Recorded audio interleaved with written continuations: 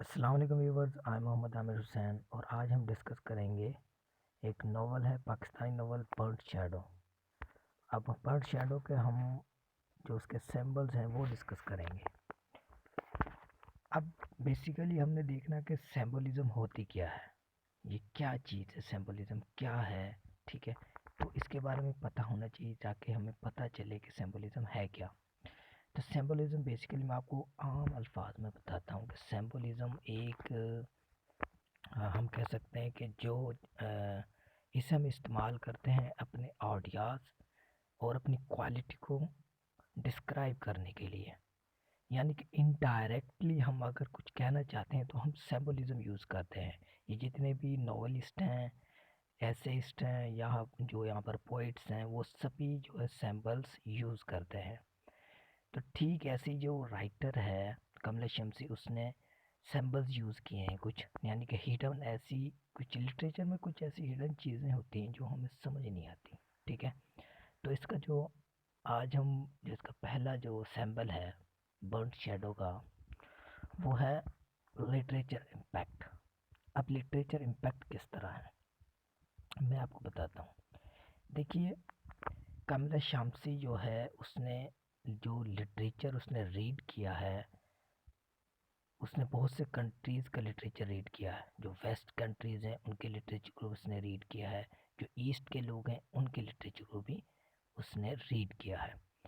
अब देख, वो बताना ये चाहते कि जो लिटरेचर का इम्पैक्ट होता है ना, वो बहुत इम्पोर्टेंट है।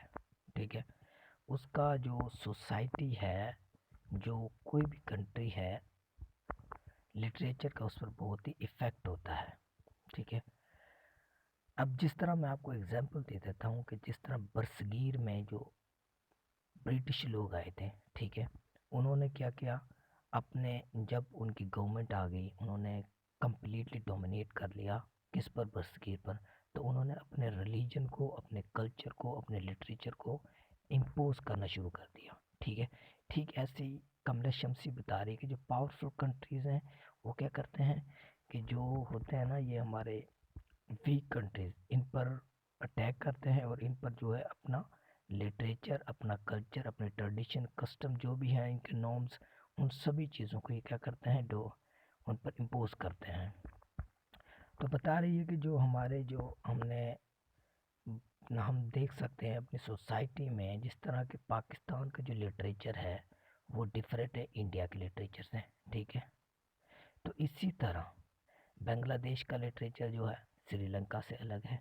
ठीक है, तो इसमें बेसिकली वो बता रही है कि जो लिटरेचर है इसका इम्पैक्ट, इसके ज़रिए हम क्या करते हैं, इसके लिटरेचर के ज़रिए हम जो वीक कंट्रीज़ हैं उन पर क्या करते हैं, हुकूमत करते हैं। ठीक है, तो ये एक लिटरेचर का इम्पैक्ट था, और जिसकी वजह से देखिए आज पाकिस्तान में भी भले ही से हम आज़ाद हैं, एक सोवरेन स्टेट है हमारी, लेकिन मेंटली तौर पर हम ब्रिटिश लोगों के ग़ुलाम हैं। ठीक है, तो ये होता है लिटरेचर का असर, क्योंकि हम उसके जो ब्रिटिश लोग हैं आज भी हम उनके लिटरेचर को पढ़ रहे हैं। ठीक है, उनकी हिस्ट्री, उनकी तारीख़ को पढ़ रहे हैं। ठीक है, तो ये होता है लिटरेचर इम्पैक्ट।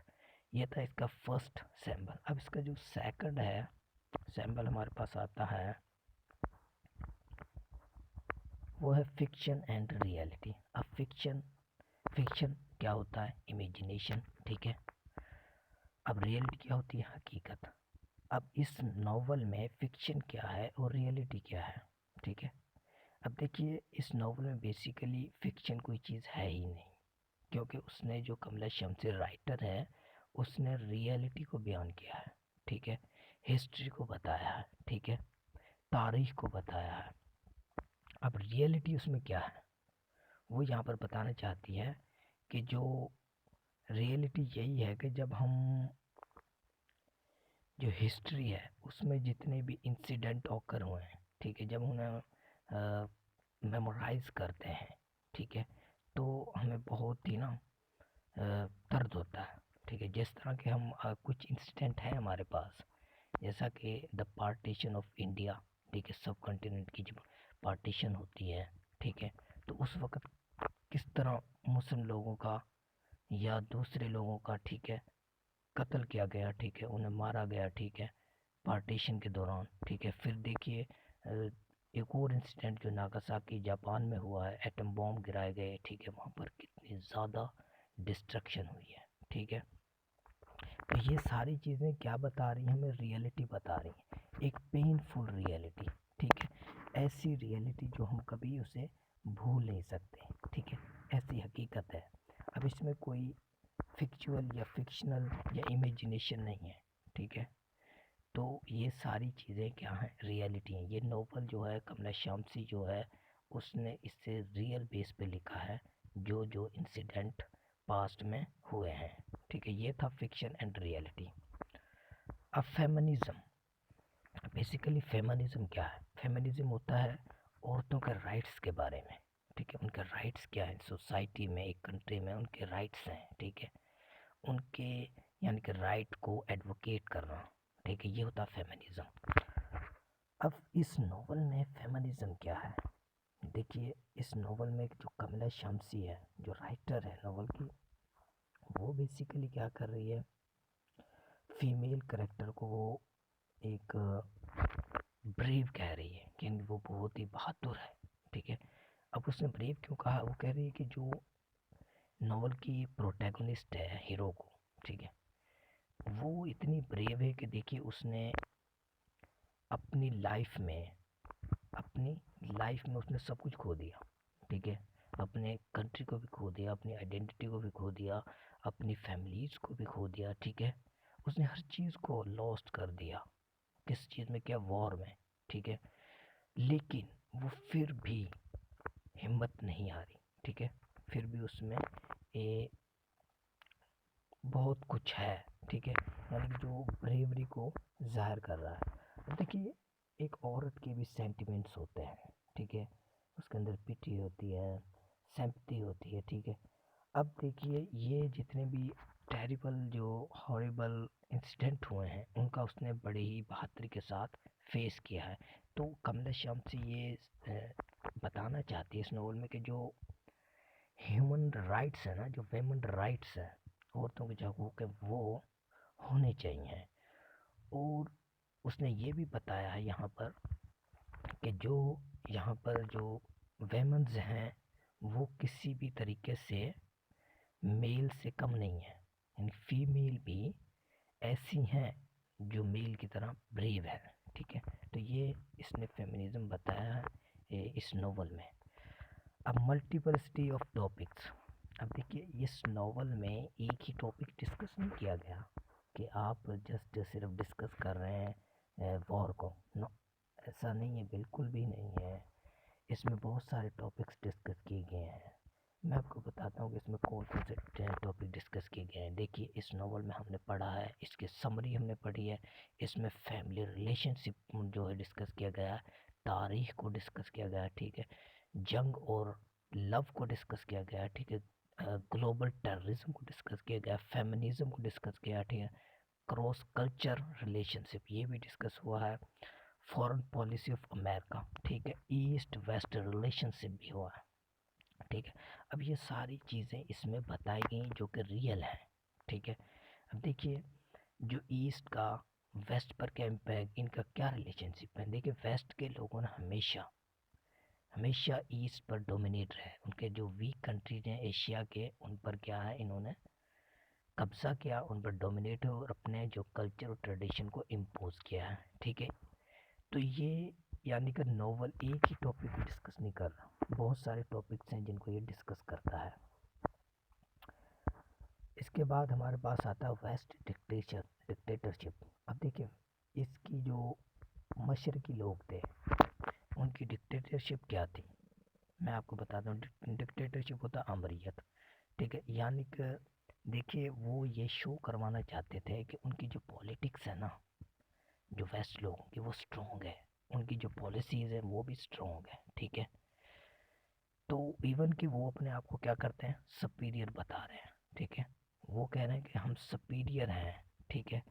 तो वो कह रहे हैं कि जो उनकी डिक्टेटरशिप कैसे शो करवाते हैं कि उन्होंने जापान में क्या किया, अटैक किया, ठीक है, जिसकी वजह से जो वीक कंट्रीज़ थे और जो सराउंडिंग कंट्रीज़ थे ना उनके अंदर एक खौफ पैदा हो गया, ठीक है, कि जो अमेरिका है तो बहुत ही पावरफुल कंट्री है, ठीक है।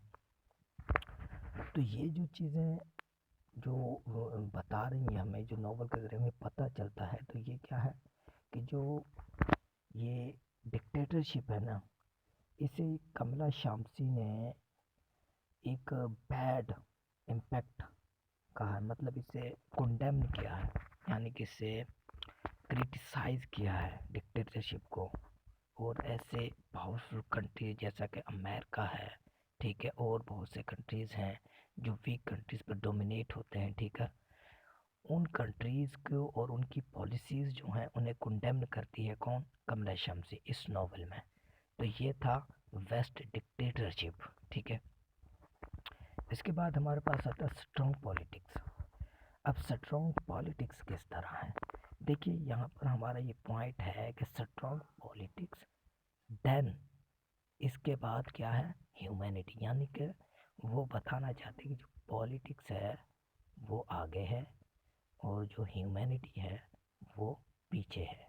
अब देखिए जो ह्यूमैनिटी है वो किस तरह पीछे है और पॉलिटिक्स किस तरह आगे है। मैं आपको कुछ इसी नोवेल के कुछ ऐसे इंसिडेंट आपको बताता हूँ कि जिनकी वजह से आप कहेंगे हकीकत में ह्यूमैनिटी जो है वो पीछे और पॉलिटिक्स आगे है। अब देखिए यहाँ पर हमें चलते हैं एक करेक्टर, जैसा कि हमारे पास सज्जाद, सज्जाद एक करेक्टर है।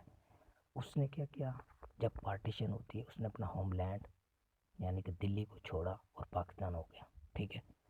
अब उसके बाद हम हिरोको की बात कर रहे हैं, ठीक है, जिसने जापान को लीव किया, ठीक है, और अपनी फैमिली को यानी कि उसने खो दिया, ठीक है, लॉस्ट कर दिया।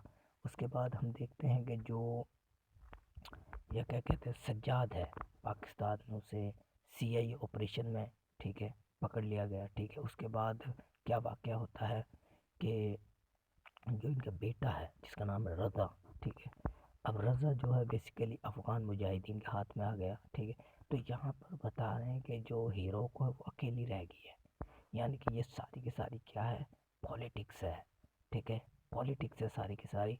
और इसमें जो ह्यूमैनिटी नहीं, इंसानियत नहीं है।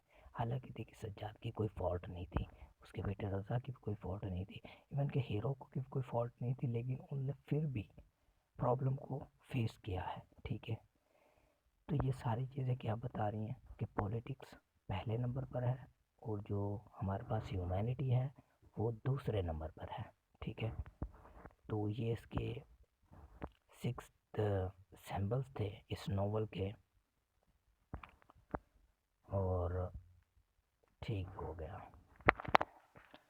आपको कोई भी मतलब किसी नॉवल की समरी या कोई एनी क्वेश्चन पोइट्स के हवाले से, नॉवल या ऐसे, ठीक है, या और भी सब्जेक्ट होते हैं, इंग्लिश में बहुत सारे सब्जेक्ट होते हैं, किसी भी सब्जेक्ट पर आपको कोई भी क्वेश्चन का आंसर चाहिए आप कमेंट कर सकते हैं। ओके, अल्लाह हाफिज़।